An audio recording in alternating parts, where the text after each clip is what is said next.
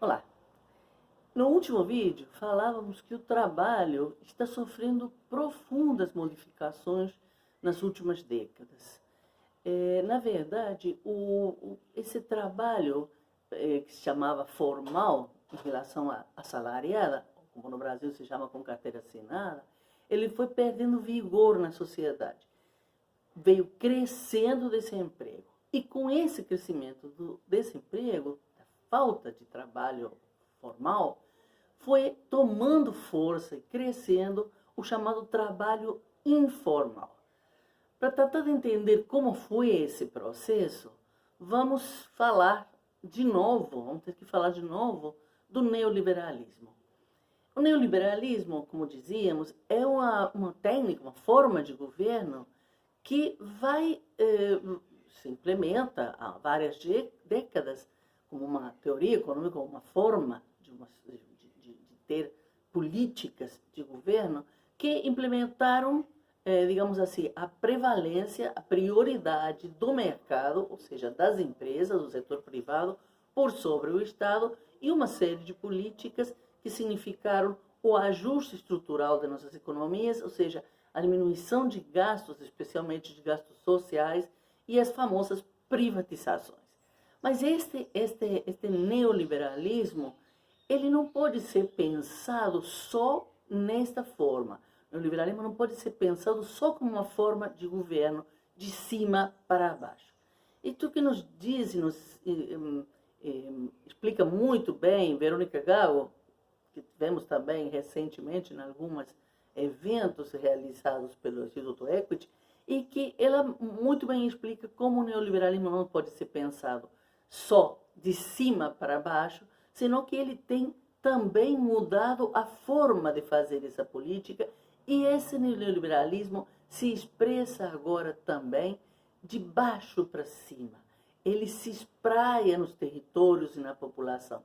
E, de uma forma quase poderíamos dizer irônica, fazendo muitas vezes, fazendo apelo às liberdades. E falando da forma da iniciativa de cada um, do empreendedorismo, da autogestão, de não ter patrão.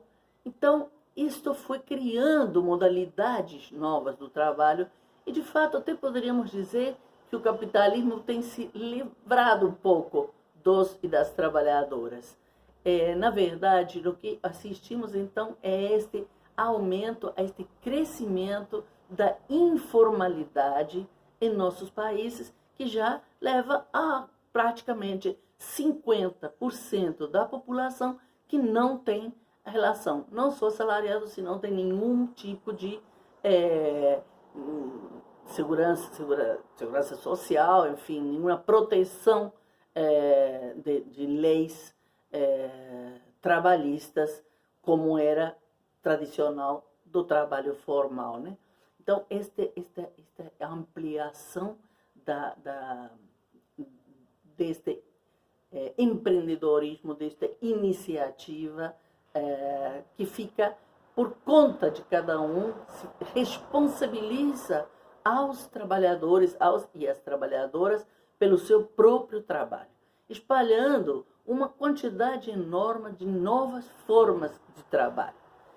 E que isto dá origem e dá, digamos assim, uma enorme vitalidade às economias populares, ao mesmo tempo que significa a precarização total do trabalho. A precarização racializada em nosso país tem que ser também levado em conta, a precarização em situações que não tínhamos até visto, uma situação em que, especialmente, as mulheres negras têm sido levadas a situações de uma precariedade de trabalho que não, já quase nem conhecíamos em muitas formas, né?